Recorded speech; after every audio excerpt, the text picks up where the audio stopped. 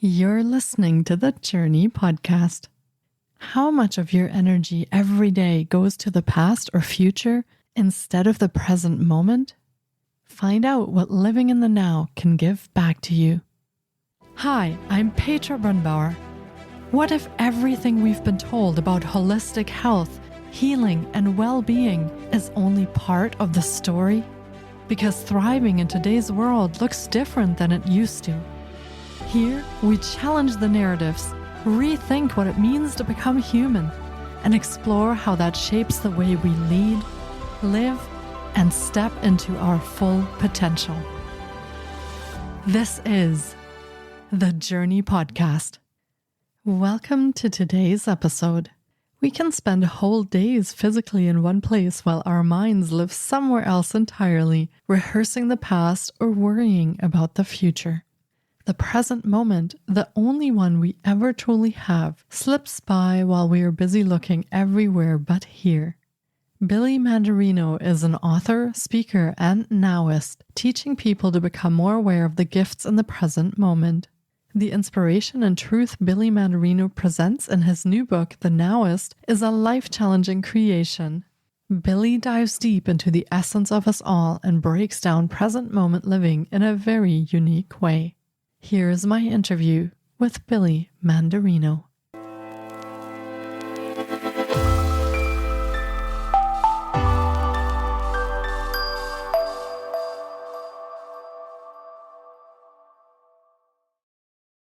Hi, Billy. It's so great to have you on the podcast today.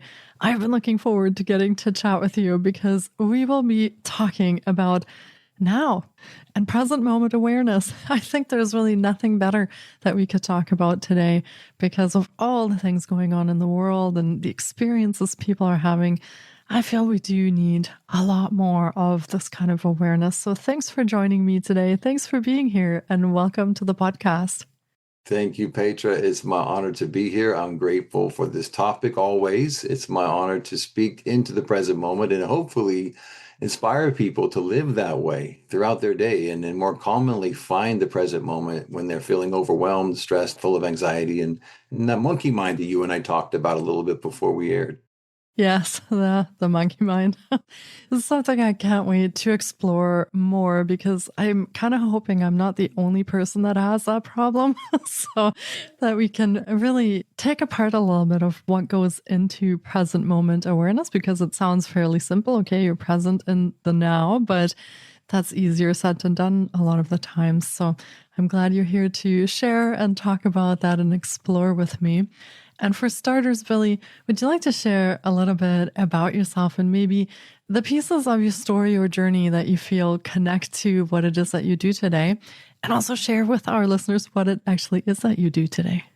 Thank you so much. Yes, my story, finding the present moment, is I guess everybody has these traumas in their lives, these past stresses, overwhelms that seem to keep leaking into their life and their thoughts.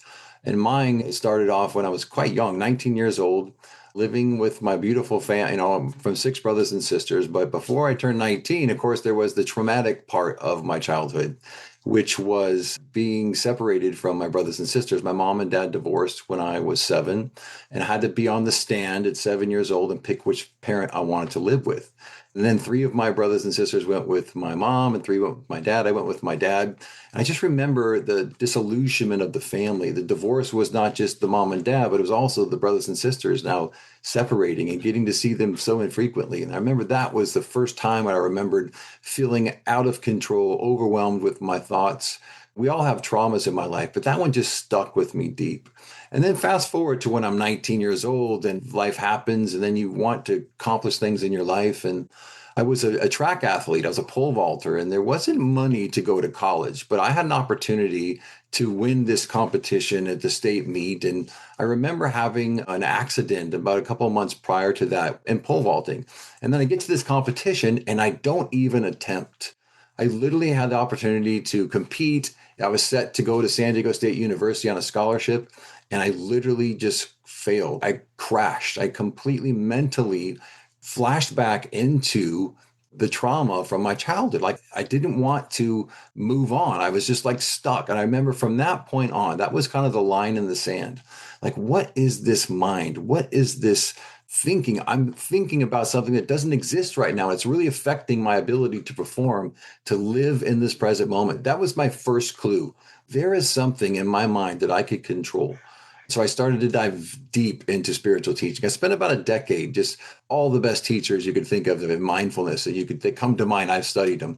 I just was obsessed with what is it about my life that has been living in this rearview mirror. I would think of it this way. If you're driving your car and you're looking in that rearview mirror all the time, you're going to crash. So I was living my life living in that rearview mirror. And I thought, how do I get out of this monkey mind that you and I refer to? How do I get out of these thoughts that constantly keep me overwhelmed and full of anxiety?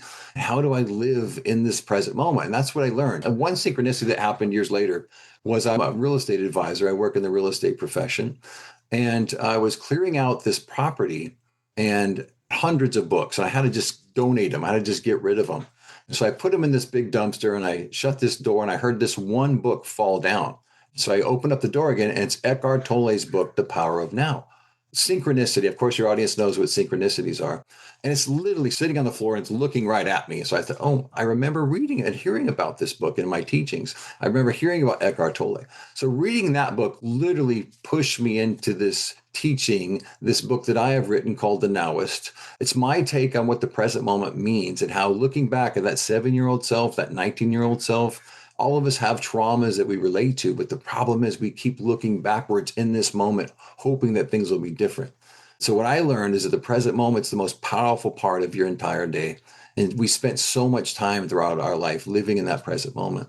So I realized that I can spend 90% of my day living in present moment awareness, 10% doing the things you have to do, the appointments, the bills, the job, the meetings, and all that. If you can live in that ratio, in my life, in the last 10 years, since the book has come out, I have learned to live that way. I teach people to live that way. I've been able to influence my life, others people's through osmosis into living in this service of how do I help people live as Now-ists?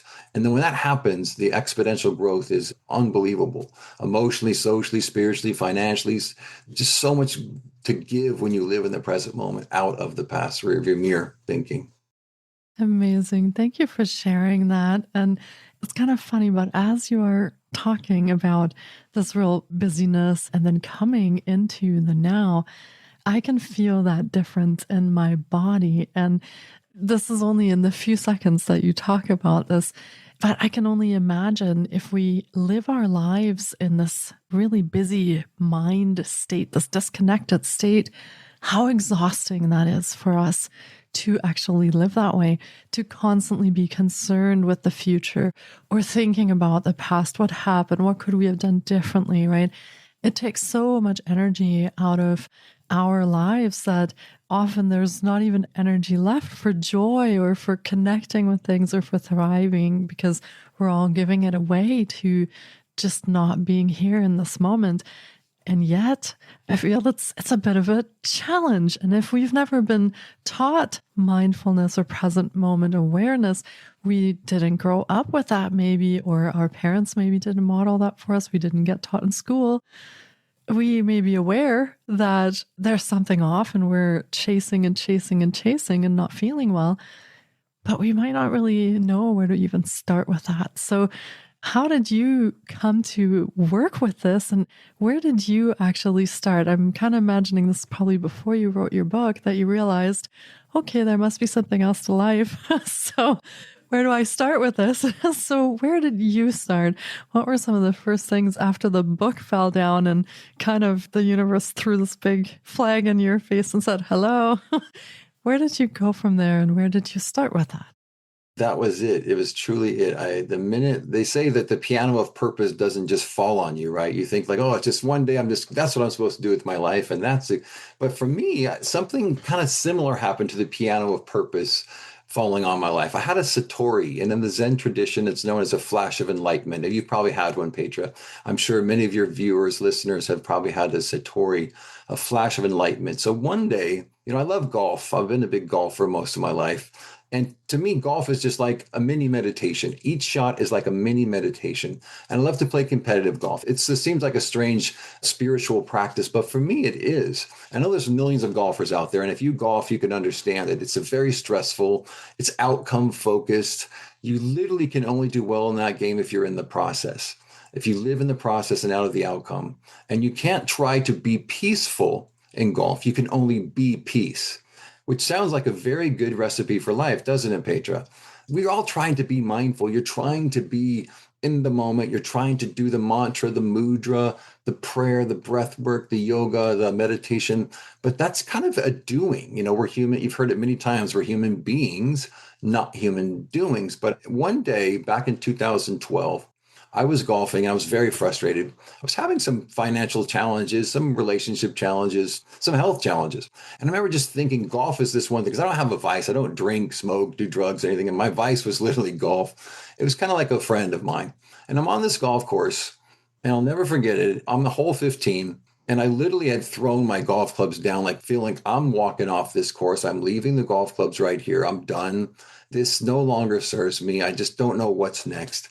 But I had this strange tingling in my arms and this tightness in my chest. And I thought I was having a heart attack. I literally thought I was having a heart attack. But what happened next is with this Satori just overwhelmed my awareness and my being. While my eyes were open, I was shot above the planet and I could see the earth below me. I was like miles above the planet and I could see the earth below me and I could see my lower self on the earth. And I learned later that was my higher self still tethered to my lower self. And I was up there looking at myself on the golf course, but feeling an absolute peace. I thought I was having a heart attack, but it was an out-of-body experience. It was a Satori. And this flash of enlightenment, while I'm up there, I literally just kind of smiled to my highest self was smiling and looking at that foolish lowest self, so caught up in outcomes, so caught up in the doing of the world and forgetting that literally you are an infinite light of the world. You are a spiritual being connected to it all. So as I'm up there, I'm looking down at my lower self thinking, wow, this is really fun. And I imagine that I picked up my clubs and I hit the ball and I just hit it in the hole. I was like 74 yards out. I thought, how fun is that? To just experience it like a whimsical child. So what happened is like my body and my mind I was back on the planet, back in my physical body. And I didn't even think about it. I picked up the club and I hit the ball in the hole. And it was just like, and I just realized this was not like a golf lesson. This was a life lesson about how you need to escape from the physical world. I call it being a bi-terrestrial, with your imagination high above the earth, but your feet fondly on the ground. So now I live as a bi-terrestrial. I live in my imagination. I live out of physical time, living largely as a Now-ist in that imaginative state, which I think is one of the greatest gifts we've been given. So when I learned to live that way, I found that Satori was the first step I took in starting this Now-ist practice. I started living deeply into spiritual teachings, started writing this book, this Now-ist book that came out many years later. But it became a spiritual memoir about how I found the present moment to be the most powerful part of my life, and how few people spend much time there.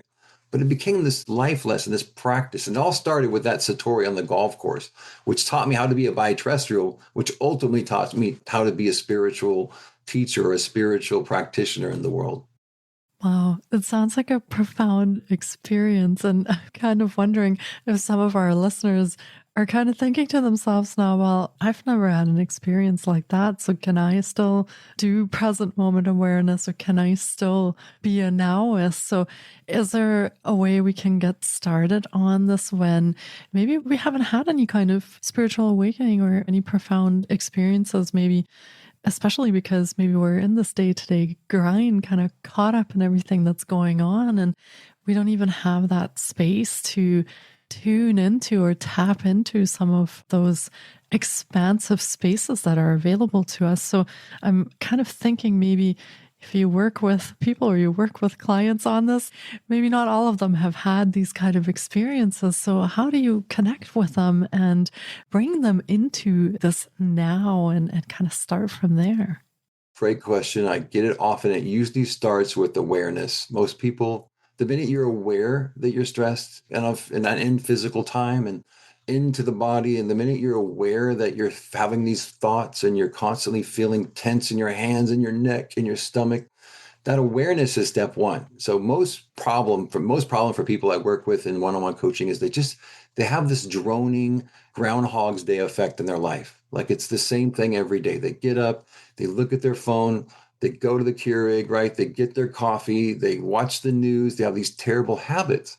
So usually what starts when I start working live events or one-on-one coaching or seminars, whatever, what have you, it's always awareness is step one to any change in your life. So when they wake up to the awareness that they are aware that they're stressed out, that usually is the first step. Step two is then you have to start in interrupting your patterns. You have to start your rituals. Your rituals have to completely change. Your morning rituals, your evening rituals. So if people have never heard of this Now-ist teaching, they've never heard of what it takes to get in the present moment, it literally starts with your awareness. Step two is your habits. And then step three is usually the hardest part. Once you get through the awareness and you start changing your rituals, it takes a couple of months for you to kind of have this new pattern in your life. The receiving, be open to things changing. Don't get caught up in the same old Groundhog's Day exact thing.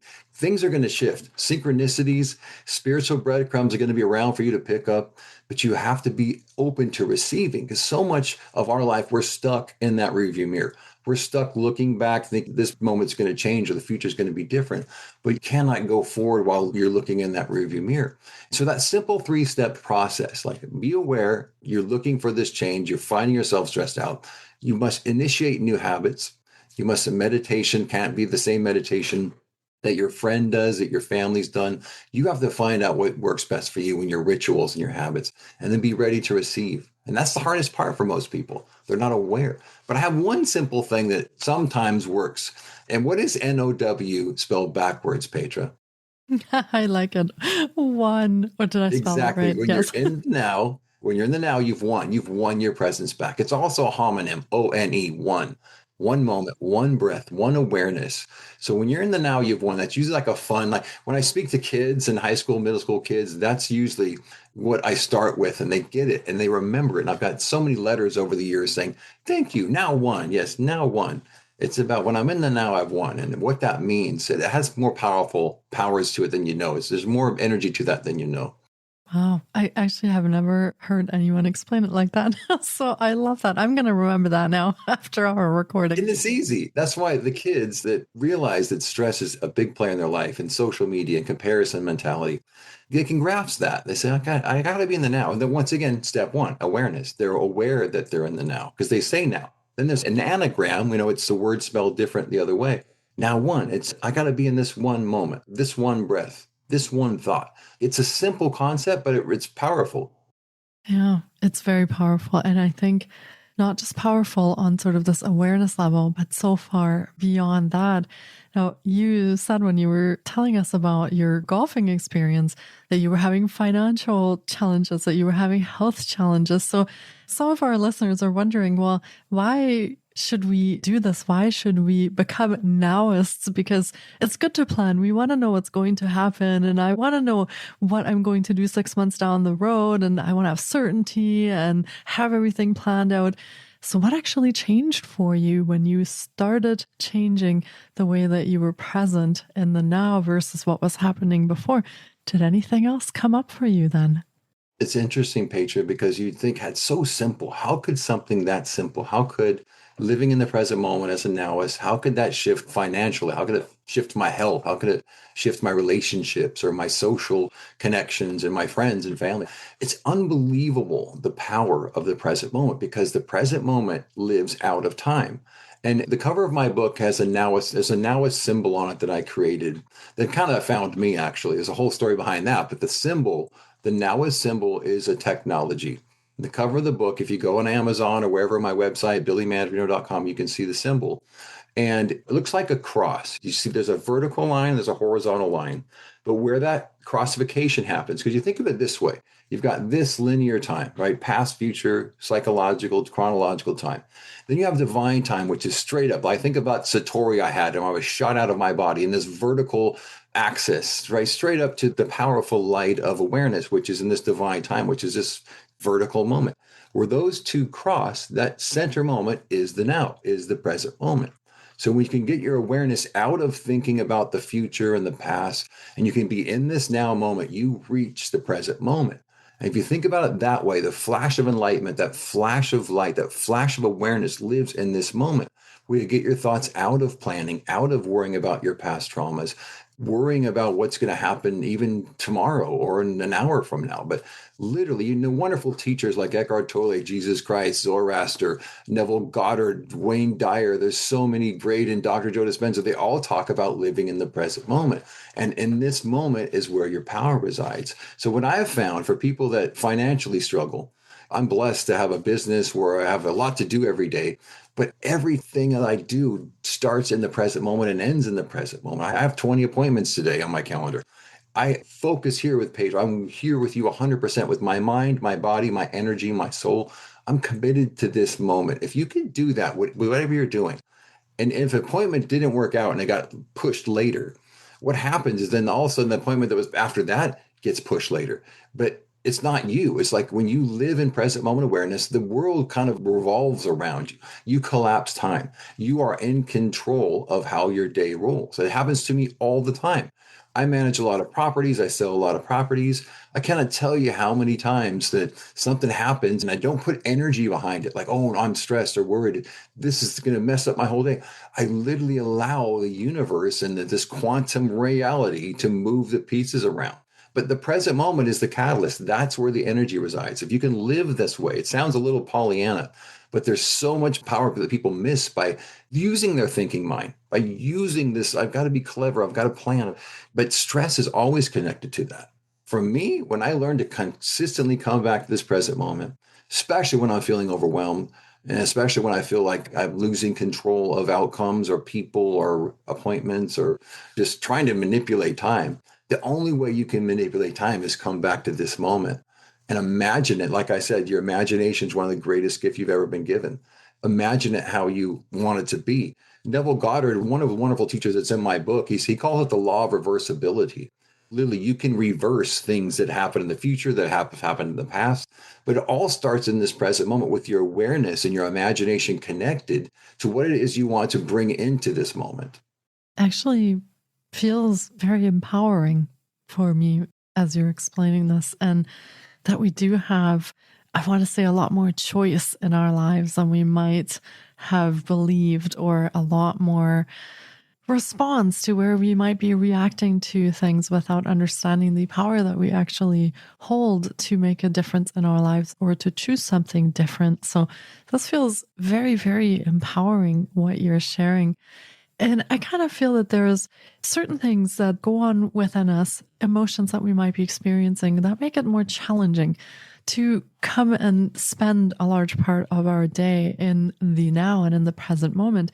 When we experience a lot of fear, or we experience a lot of anxiety or worry, as you were saying before, or chronic stress, I think it also disrupts that connection to ourselves a little bit. So that might make it more difficult to stay connected to ourselves in the present moment. But also, I think it affects how open, and you described this before with receiving, right? How open we are to receiving, because I feel to get started on this, is there a little bit of uncertainty that we have to get comfortable with, a little bit of letting go and trusting the process that might be difficult for some people?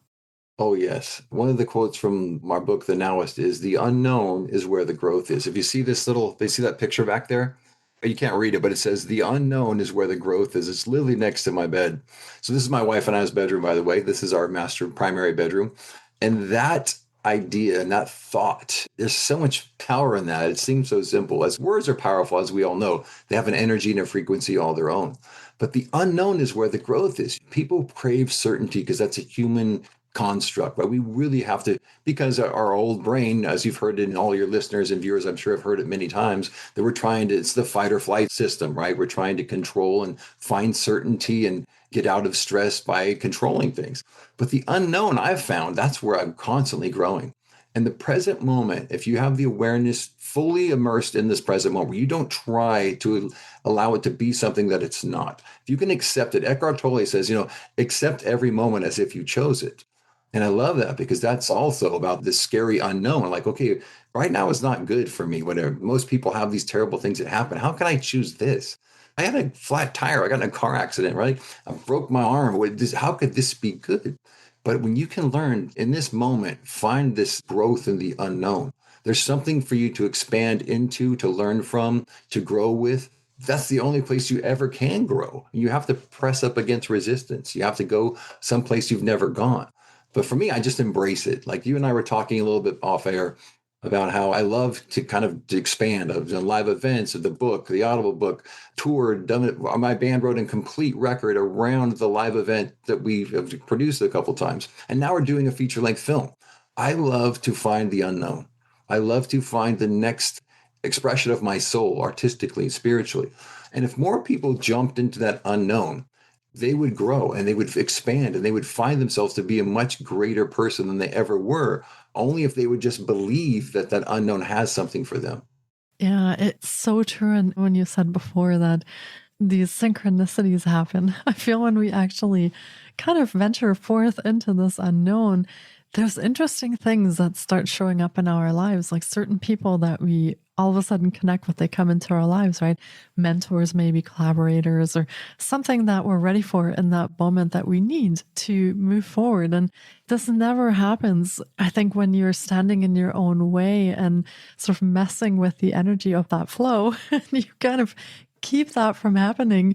And when you step back and you let that unknown actually just do its thing, it's so many examples that I could share when that has happened. And I always thought to myself, well, yeah, okay, you just need to get out of your own way and just let this happen.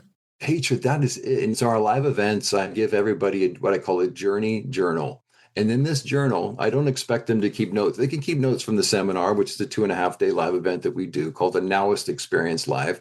But the most important thing I want them to take away from that journal is I want you to write your synchronicities down. I have my own Jōrni journal. I have 100 synchronicities in it to date that have happened. I've been keeping track since about 2015.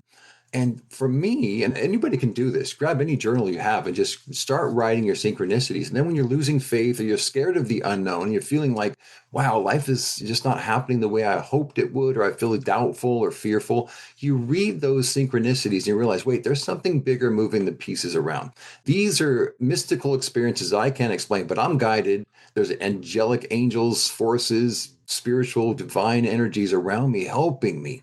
So that's what I find about synchronicities. I keep track of them because they bolster my faith, they give me more belief, and they propel you into this future that you're aspiring to accomplish or to become greater from. Yeah. And then we come back to the awareness. I feel the more aware we become, the more we notice these synchronicities as well. So yeah, it comes full circle. Now, do you have something to share maybe with our listeners on some practices or something that you like to do in your life to spend most of your day in the now and to maybe remind yourself when there are things going on, things get busy, we get distracted, to bring ourselves back to the present moment, into the now? What are some of your favorite things on how you practice this throughout the day? Thank you. I appreciate that, because there is one powerful thing that I do many times a day, and it's called the Now-ist meditation. It's in my book. It's 4 prayers. It takes 1 minute to meditate, and I can do it with my eyes closed or my eyes open, a convergent meditation or a divergent meditation. And it can be a walking meditation. It's a driving meditation. You can do it while you're anywhere, shopping, walking your dog, wherever you are. The power of this meditation that's in the book, and it's a little complex. I'm going to give you the brief version of it, but if people want to learn this, because it's a practice, it's almost like yoga or golf or tennis or any sport, any activity, like knitting, cooking, that it takes practice. But this doesn't take a lot of practice. You just have to want to learn how to find peace consistently throughout your day. And this 1 minute meditation is the most powerful thing I do and have been doing since about 2015 when it came to me. And then the book was written in 2017, published in 2018, but I've been using it ever since. And it's 4 prayers. I do it every morning. I do it every night. I do it. There's a mantra and a mudra. Of course, there's prayers and there's emotion with it. But I can sit in my car, Petra, and I can be driving. Of course, I'm aware I'm driving. But when you learn to use your imagination and your awareness with the same imagination that shot me above the planet, I allowed myself to be up there while I was still a biterrestrial, above the earth and on the earth. As above, so below, as within, so without, all these wonderful teachings, these spiritual teachings from these past amazing avatars. The Now-ist meditation is just so simple. And it's 4 prayers. I'm going to share it with you, but it's so simple. I don't want your viewers and listeners to miss it. But I want them to go to billymandarino.com, or our YouTube channel has all kinds of free teachings on it. And the Now-ist meditation, you can just look it up when you type in, and when you go to the YouTube channel, the Now-ist meditation. And it's 4 prayers, and it's a breath. It's a simple in breath through your nose and an out breath while you say each prayer. And the first one is, I am that I am, the conquering presence in the now. I have nothing to do, only to be done. I am altogether God, and God is altogether me. Last one is, I am the light of the world. So as I'm doing this meditation, I'm driving, I imagine with my eyes wide open that I'm hovering above the earth, just like I was in that Satori on the golf course. I imagine that, because think about it, Petra, if right now, if you could just shoot yourself above the earth out of this moment, no physical connection to anything. You're just floating up there 3 miles above the earth. You see this blue arc of the earth. You see these little pinholes that are stars in the curtain of night. And you're just up there. You could not have a problem. You could not be stressed. The gravities of your problems would never even overcome your awareness because you'd be in such awe.